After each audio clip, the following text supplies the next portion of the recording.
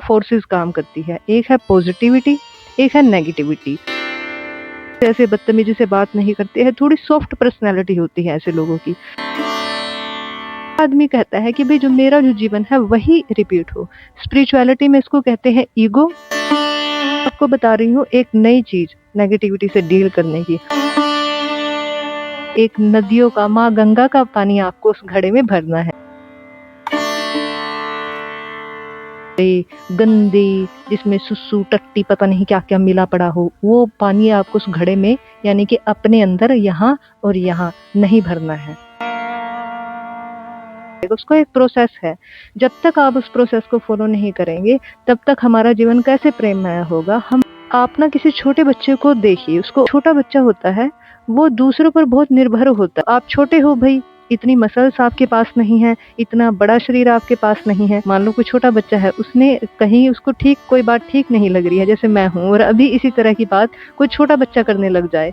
शरीर की बनावट है, उसकी पूरी संरचना है कि भाई आप इन लोगों पर अभी निर्भर हो, ठीक है, जो भी आसपास के लोग हो।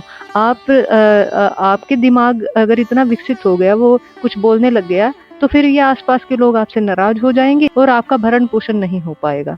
तो इसलिए जो छोटा बच्चा होता है वो उसका दिमाग वो विकसित नहीं होता बहुत ज्यादा किसी भी बात का फैसला करने के लिए, सही और गलत का फैसला करने के लिए। समस्या तब होती है जब वो छोटा बच्चा उन्हीं बातों को अपने यहाँ और यहाँ हृदय में जगह देने लगता है, उन्हीं बातों को मान रहा होता है, उन्हीं किसी के बिहेव को मान रहा होता है। और खासकर जो सेंसिटिव लोग हैं, दुनिया में दो तरह के लोग होते हैं, दो फोर्सेस काम करती है, एक है पॉजिटिविटी, एक है negativity. Positive mentality, negative mentality.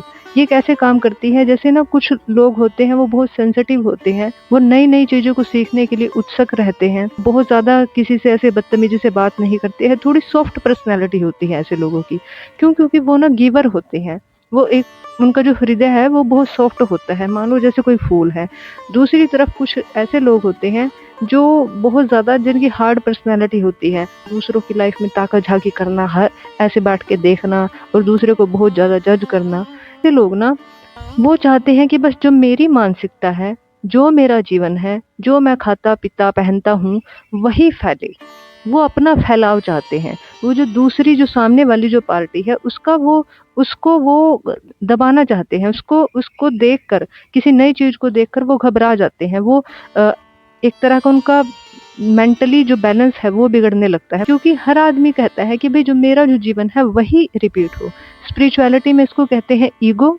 Psychology में इसको कहते हैं कि अपनी ही लाइफ को रिपीट होते हुए देखने की डिजायर होना। इस भाव से आप संचालित हो रहे हो, ये अहम का भाव है, ये आपके खुद को ही रिपीट करने का भाव है।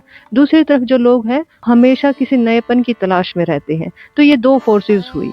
जब आप आज ना किसी भी उम्र में हो गए हो, 35 साल के, 40 साल के, किसी भी उम्र में हो गए हो, लेकिन जो आपकी ट्रेनिंग हो चुकी है, मतलब जो छोटे बच्चे ने अपने आसपास जो भी देखा, ऐसे हमारी ट्रेनिंग हो जाती है। जैसे मान लो आप बाइक चला रहे हो, और जब बाइक आप चलाते हो, शुरू में आपको सीखने की जरूरत पड़ती है, बाद में आपको सीखने की जरूरत नहीं पड़ती है, आपको बहुत ज्यादा एफर्ट नहीं लगाने पड़ते। मतलब उस मन ने उन सभी बातों को अपने जीवन में जगह दे रखी है, उन सभी लोगों की मानसिकताओं को जगह दे रखी है।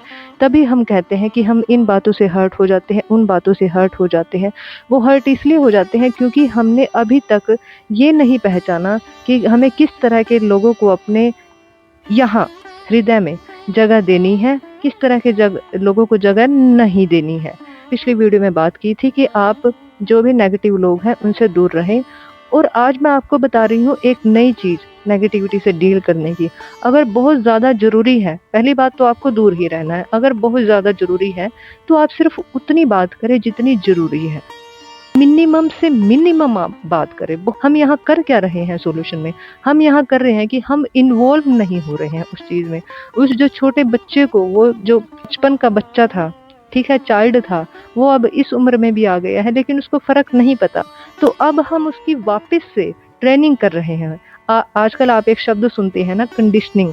ये वही चीज है, ये वही उसकी ट्रेनिंग हो चुकी है। सो हम उस ट्रेनिंग के खिलाफ, उस जो अनकॉन्शियसली चीजें हो रही हैं उसके खिलाफ एक तरह से आवाज उठा रहे हैं लेकिन हमें करना इस तरह से है कि अपने आप को बहुत ज़्यादा प्रताड़ना के साथ, बहुत ज़्यादा कि क्यों नहीं हो रहा है, क्यों नहीं बदलाव हो रहे हैं, ये नहीं हो रहा है, ऐसे नहीं।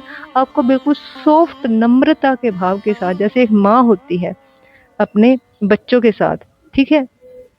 साइकोलॉजी में इसको कहते हैं रीपेरेंटिंग। पहले तो अपने माता-पिता, अपनी माँ बन जाइए आप, खुद की ही माँ बन जाइए कि भई हाँ, कोई बात नहीं, ये जो चीज़ें थी, ये आई समाज से आई थी और जो भी मैंने देखा आस-पास, वो भी मैंने मान लिया है। अब मुझे फैसला करना है, अब मुझे ऐसी चीज़ों को अपने जीवन में लेकर आना है, जो मेरे जीवन को एक खूबसूरत बनाए, एक प्रेममय बनाए। क्यों? क्योंकि मैं ऐसा जीवन चाहती हूँ, ठीक है? तो पहले तो हम इस बात का ऐलान कर दें कि जो भी बाकी का जो मेरा जीवन है, उसको मैं हर तरह से उसको खिलने का मौका दूँगी और उसमें मैं सहयोग करूँगी। नेगेटिविटी को तो हटा दिया, लेकिन अब करें क्या? जो घड़ा है, वो बना है पानी भरने के लिए, ठीक है? अगर वो घड़ा ऐसे ही पड़ा रहा, मान लो जो धूप में मेरे पास छोटे-छोटे पॉट हैं, वो धूप में रखे हुए हैं, उनमें पानी नहीं होता ना तो मिट्टी के घड़ों में, तो वो टूटने लग जाते हैं। तो ऐसे ही हम हैं। मैंने घड़े को यहाँ जो प्रतीक बनाया है वो खुद से, और पानी को जो मैंने प्रतीक बनाना चाहा है कि आप उस पानी को डिसाइड करोगे कि वो काला कीचड़ वाला पानी आपको अपने घड़े में भरना है, यहाँ और यहाँ, या फिर आपको एक सफ़ेद, एक निर्मल, एक नदियों का, माँ गंगा का पानी आपको उस घड़े में भरना है। ये चुनाव हमारा होगा। आपको अपने जीवन में, आपको उस घड़े रूपी जीवन में आपको एक पवित्रता के जल से आपको भरना है, ये आपकी इच्छा है। आखिरी इच्छा है वो प्रेम का पानी हो, जैसे माँ गंगा का पानी है। आपको उसको कीचड़ भरे, गंदे, जिसमें सुसु, टट्टी, पता नहीं क्या-क्या मिला पड़ा हो, वो पानी आपको उस घड़े में, यानी कि अपने अंदर यहाँ और यहाँ नहीं भरना है। ये हमने इस बात को चुनाव कर लिया है। अब जो वो उस घड़े में पानी है, निर्मल पानी है, वो आएगा कहाँ से? उसके लिए क्या-क्या करना पड़ेगा? आपको कहीं जाके तालाब पे जाना पड़ेगा, किसी माँ गंगा, हरिद्वार जाना पड़ेगा, वहाँ से पानी लाना पड़ेगा। उसका एक प्रोसेस है। जब तक आप उस प्रोसेस को फ़ॉलो नहीं करेंगे, तब तक हमारा जीवन कैसे प्रेममय होगा? हम बार-बार रिपीट कर के हम वहीं जाते रहेंगे।